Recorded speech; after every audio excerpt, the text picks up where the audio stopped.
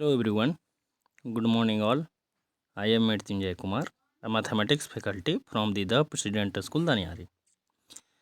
आज हम लोग इस लेक्चर में क्लास 8th का न्यू चैप्टर हम लोग शुरू करेंगे। चैप्टर का नाम है डाटा हैंडलिंग। ये RS अग्रवाल का एक चैप्टर है। चैप्टर का नाम है डाटा हैंडलिंग। तो सर चलिए शुरू करते हैं लेक्चर। चैप्टर का क्या नाम है? Data handling. तो हम लोग डाटा हैंडलिंग में क्या सीखेंगे वो देखिए। In data handling we will learn how to do data analysis और data processing while handling data in mathematics.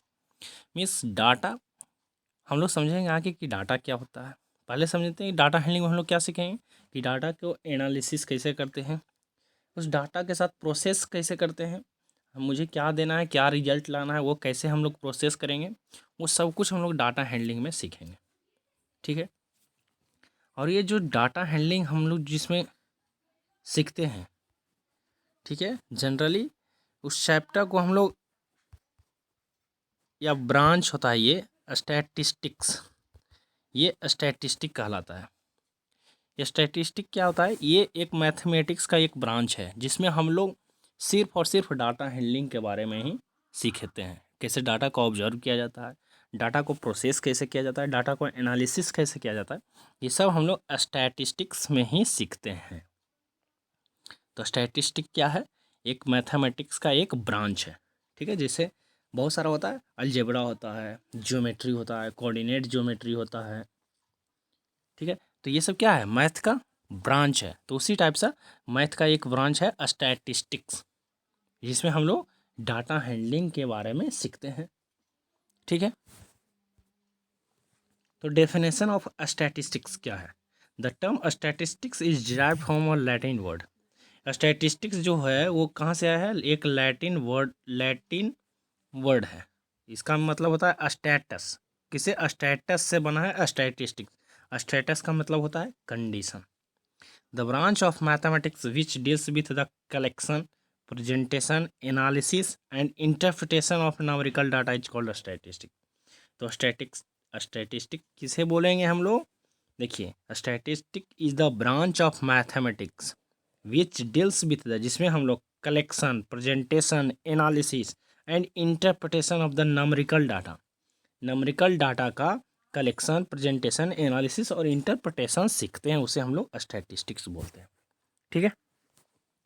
We have already learn how to draw and read the pie graph, column graph and line graph in the statics सीखते रहे। हम लोग पिछले chapter में 7th और 6th में हम लोग पाई ग्राफ के बारे में सीखेंगे, कॉलम ग्राफ के बारे में और लाइन ग्राफ के बारे में थोड़ा सा आइडिया, रफ आइडिया होगा। ठीक है। अब उसी को हम लोग यूज करके आगे हम लोग डाटा हैंडलिंग में सीखेंगे क्या? Now we will learn the terms related to statics to handle the raw data, make frequency distribution table and calculate mean. ठीक है।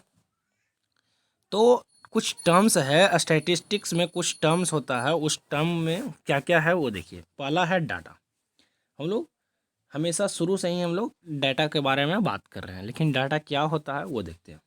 The collection of information in the form of numerical figure regarding different aspects of life is called data.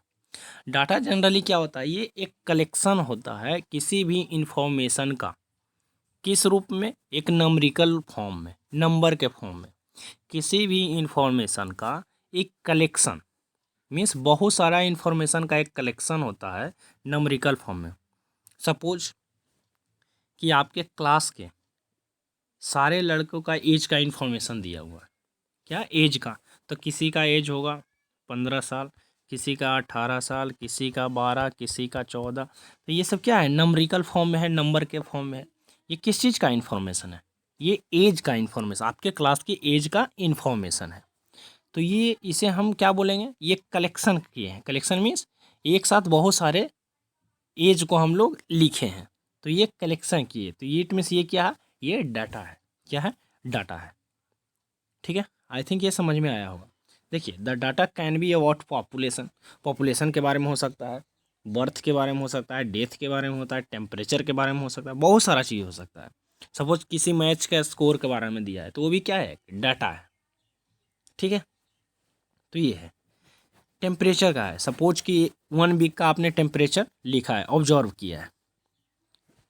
1 week का, Sunday को इतना temperature, Monday को ये, Tuesday को इतना, Wednesday को इतना। तो ये सारे डाटा हम लोग कलेक्ट किए। तो ये क्या है, एक डाटा है, ये इन्फॉर्मेशन है टेम्परेचर का हर एक डे का, ये ईच डे का, ठीक है। तो ये क्या है, हमारा डाटा है, कलेक्शन हुआ है। तो ये डाटा क्या होता है कि कलेक्शन ऑफ इन्फॉर्मेशन, इन्फॉर्मेशन का कलेक्शन होता है। किस फॉर्म में इन्फॉर्मेशन होना चाहिए, नंबरिकल फॉर्म में होना चाहिए, ठीक है। ये है। आगे है रॉ डाटा। डाटा तो हम लोग समझे, रॉ डाटा क्या होता है वो देखिए। When some information is collected randomly and presented is called raw data, ठीक है। रॉ डाटा क्या होता है कि मीन्स रैंडमली आपको कोई डाटा इन्फॉर्मेशन दिया हुआ है, ठीक है। रैंडमली मीन्स एक सीक्वेंस में नहीं होना चाहिए, एक ऑर्डर में नहीं होना चाहिए। रैंडमली मीन्स किसी भी ऑर्डर में, कोई ऑर्डर नहीं उसका होना चाहिए। सपोज कि हमने बोला कि 10 लड़के का एज, तो किसी का 12, किसी का 15, किसी का 11, किसी का 8, किसी का 16, किसी का 9। तो ये देखिए रैंडमली है, कोई सीक्वेंस में नहीं, नहीं ये असेंडिंग में है ना डिसेंडिंग में है, क्या है, रैंडमली है। तो सिंपली बोलिए कि कोई भी डाटा अगर रैंडमली दिया हुआ है, यानी असेंडिंग और डिसेंडिंग में नहीं दिया हुआ है, तो वो क्या है, रॉ डाटा है, ठीक है। तो उसे हम लोग रॉ डाटा बोलते हैं। देखिए एग्जाम्पल के तौर पे दिया है कि given below are the marks out of 20, 25 में ये मार्क्स दिया है, पर टोटल मार्क्स 25 था, उसमें कितना मार्क्स आया है 20 स्टूडेंट का क्लास 7th में वो दिया है। एक का 18, 16, 12, 10, 5 इतना ये मार्क्स आए। तो क्या है, रैंडमली डाटा है। तो ये हम लोग बोलेंगे इसे रॉ डाटा। तो जो भी आपको क्वेश्चन में दिया रहेगा वो सब क्या होगा, रॉ डाटा रहेगा, ठीक है, हमेशा ध्यान रखना है। Observation, each entry collected as a numerical fact in the given data is called observation. Observation generally क्या होता है, रिजल्ट, आपने क्या रिजल्ट लाया, आपने एक बहुत सारा डाटा का कलेक्शन किया, ठीक है, बहुत सारा डाटा आपने कलेक्शन किया, इससे आपने क्या पाया इस डाटा का एनालिसिस करने के बाद। इस डाटा को सपोज कि मंडे का टेम्परेचर 18 डिग्री था, ट्यूसडे का 17 डिग्री है, वेडनेसडे को 19 डिग्री है और थर्सडे को 20 डिग्री है। तो आपने इन सब के टेम्परेचर से क्या एनालिसिस किया। तो हमने एनालिसिस यहाँ देख रहे हैं कि 15 से 20 के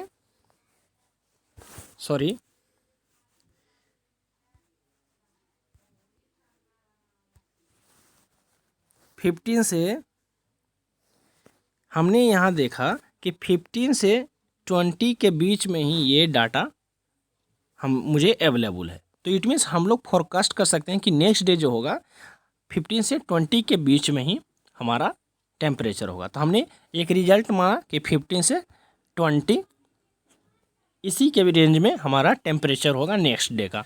तो ये जो रिजल्ट आया हमारा, यही क्या है, ऑब्जर्वेशन है। यही क्या है, ऑब्जर्वेशन है। तो किसी भी डाटा को एनालिसिस करने के बाद जो रिजल्ट हम लोग पाते हैं वो क्या होता है, ऑब्जर्वेशन होता है, ठीक है।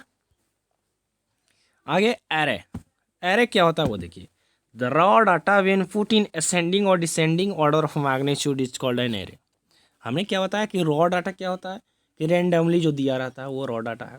लेकिन एरे क्या होता है, उसी डाटा को, रॉ डाटा को अगर आपने किसी ऑर्डर में आपने सजा दिया है, या तो असेंडिंग या तो डिसेंडिंग में, तो उस डाटा को हम लोग बोलेंगे एरेड डाटा या एरे बोलेंगे, ठीक है। देखिए सपोज कि इधर दिया हुआ था आपका पूरा ये मार्क्स दिया हुआ था, आपने इसे असेंडिंग या डिसेंडिंग ऑर्डर में सजा देना है। तो वो जो आपका डाटा, रॉ डाटा जो होगा वो एरे कहलाएगा। क्या कहलाएगा, एरे कहलाएगा, ठीक है। तो एरे क्या होता है, एरे उस रॉ डाटा को अरेंज करना असेंडिंग या डिसेंडिंग ऑर्डर में ही, उसे हम लोग एरे बोलते हैं। आगे है रेंज। रेंज क्या होता है, the difference between the highest and the lowest value of the observation is called the range of the data, ठीक है। रेंज क्या कहलाता है कि डिफरेंस, कि हमने ऑब्जर्व किया उस डाटा में जो, उसमें हाईएस्ट और लोएस्ट वैल्यू का डिफरेंस होता है, वो क्या कहलाता है, रेंज कहलाता है। रेंज क्या कहलाता है, difference between the highest and the lowest value of the observation, कि हाईएस्ट वैल्यू क्या है और लोएस्ट वैल्यू क्या है उसे लिख लेंगे और दोनों का डिफरेंस हम लोग फाइंड कर देंगे तो अपना रेंज आ जाएगा, ठीक है। सपोज कि हाईएस्ट मार्क्स ऑब्टेंड हुआ 20, ये हमने ऑब्जर्व किया। लोएस्ट मार्क्स है 4, ये भी हमने ऑब्जर्व किया। इन दोनों का सब्ट्रैक्ट डिफरेंस निकालेंगे तो आएगा 16। तो ये 16 क्या हो गया आपका, उस मार्क्स का रेंज हो गया। तो रेंज क्या होगा, difference between the highest and the lowest value of the observation. ठीक है, आगे है मीन। मीन क्या होता है, मीन समझिए कि आपने एवरेज पढ़ा होगा। एवरेज क्या होता है देखिए, it is calculated by dividing the sum of all the observation by total number of observation. क्या कहता है, मीन कैसे हम लोग कैलकुलेट करते हैं कि सम ऑफ ऑल द ऑब्जर्वेशन, आपने जितना भी ऑब्जर्वेशन किया उन सब का सम बाय टोटल, कितना वो ऑब्जर्वेशन आपने किया वो उतना टोटल नंबर, वो मीन होता है। सपोज कि आपको इतना मार्क्स दिया हुआ था, कितना 20 स्टूडेंट्स का, तो नंबर ऑफ ऑब्जर्वेशन आपने 20 स्टूडेंट का ही ऑब्जर्व करना है। 20 स्टूडेंट का दिया है मार्क्स, तो यानी 20 का ही ऑब्जर्व करेंगे। तो नंबर ऑफ ऑब्जर्वेशन कितना हो गया 20, और टोटल मार्क्स 20 का कितना है इतना, तो ये सब को ऐड कर देंगे टोटल मार्क्स को, और divided by number of observation में 20 कर देंगे, तो आपका इसका मीन निकल जाएगा, इस डाटा का मीन निकलेगा। ठीक है, मीन मीन्स एवरेज निकलेगा। तो मीन क्या हुआ, it is calculated by dividing the sum of all the observation by the total number of observation. ठीक है, जैसे कि दिया if x1 x1 x3 xn are n observation, then arithmetic mean जो होगा x1 प्लस x2, ये suppose कि total marks दिया है, तो x1 plus x2 plus xn divided by n, n means number of observation दिया हुआ है। ये जो सैम्बल दिया है इसका मीन्स होता है, इसको हम बोलते हैं सिग्मा। क्या बोलते हैं, सिग्मा। इसका मतलब होता है समेसन। समेसन मीन्स ऐड करना। इसका मतलब क्या है, ऐड करना, कि टोटल जो डाटा है सबको ऐड कर देना है। ठीक है, is the Greek letter sigma, इसे क्या बोलते हैं, sigma, and is used to denote summation. Summation means add करने के लिए। ठीक है, फॉर एग्जाम्पल दिया है the height of 10 girls were measured in centimetre and result are as follow. ये देखिए 10 गर्ल्स का हाइट दिया हुआ है सेंटीमीटर में इतना, तो इसका मीन क्या होगा हम लोग कैसे निकालेंगे। देखिए कितना ऑब्जर्वेशन है, टोटल गर्ल्स कितना है 10, तो यानी ऑब्जर्वेशन आपको कितना का करना है 10 का ही करना। अगर 10 दिया तो 10 का ही तो ऑब्जर्वेशन आप करेंगे, तो नंबर ऑफ ऑब्जर्वेशन कितना हो गया 10, और डाटा क्या है वो टोटल को ऐड कर दीजिए, तो 142 plus 149 plus 136 plus 148 plus 129 plus 140 plus 148 plus 145 plus 150 plus 133, जितना आएगा ऐड करने का उसको डिवाइड कर दीजिएगा कितना से 10 से, क्योंकि 10 नंबर ऑफ ऑब्जर्वेशन है, तो जो आपका वैल्यू आएगा वो हो जाएगा इसका मीन, इस डाटा का मीन हो जाएगा। ठीक है, frequency distribution of ungrouped and group data. देखिए फ्रीक्वेंसी डिस्ट्रीब्यूशन है कि कैसे हम लोग ग्रुप डाटा और अनग्रुप्ड डाटा को फ्रीक्वेंसी डिस्ट्रीब्यूशन करते हैं। ठीक है, ये हम लोग समझेंगे। देखिए given below are marks obtain by 20 students in math out of 25। पहले तो हम लोग समझेंगे कि फ्रीक्वेंसी होता क्या है। फ्रीक्वेंसी क्या होता है वो समझिए। मीन्स आपका एक कंडीशन पे संख्या क्या है। सपोज कि हमने इसमें बोला इतना मार्क्स है 20 स्टूडेंट्स का 25 में, तो हम बोले कंडीशन क्या कि 25 मार्क्स लाने वाले, 25 मार्क्स, कंडीशन क्या हो गया 25 मार्क्स, 25 मार्क्स लाने वाले कितने स्टूडेंट हैं। तो यहाँ से देखिए 25 मार्क्स लाने वाले 1 2, कितना स्टूडेंट है 2 स्टूडेंट है, कितना है 2 स्टूडेंट है। तो किसी कंडीशन पे नंबर ऑफ ऑब्जर्वेशन, किसी कंडीशन पे number of observation he frequency कहलाता है।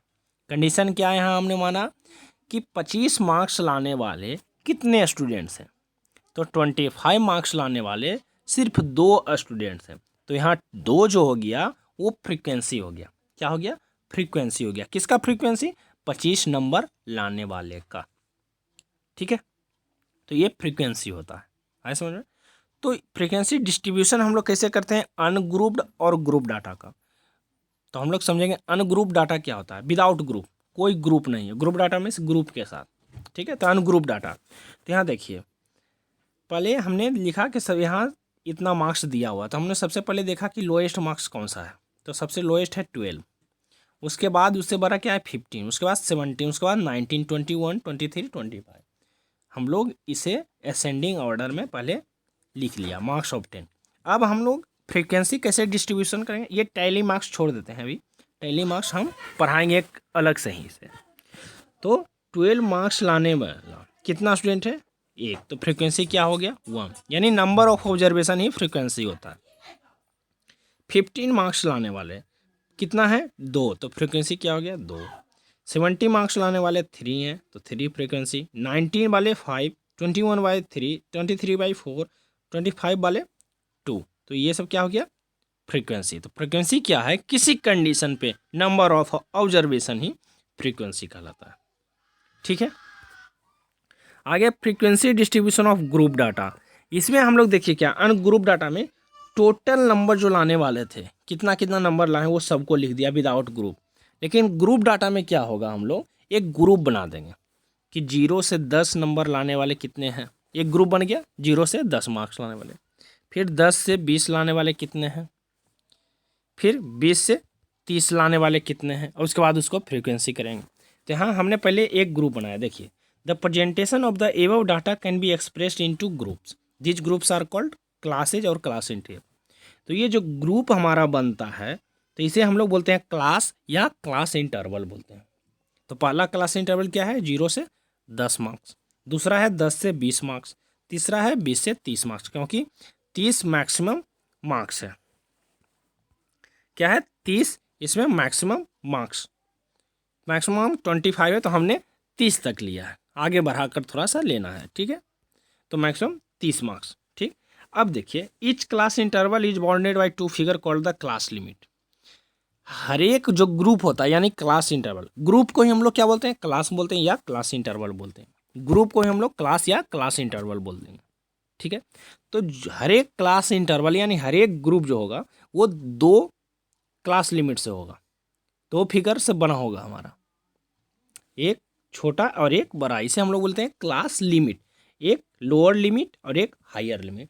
तो पहला वाला में ग्रुप में, पहला वाला क्लास इंटरवल में देखिए, लोअर लिमिट क्या है 0, अपर लिमिट क्या है 10, दूसरा में लोअर लिमिट 10, अपर लिमिट 20, इसमें लोअर लिमिट 20, अपर लिमिट 30।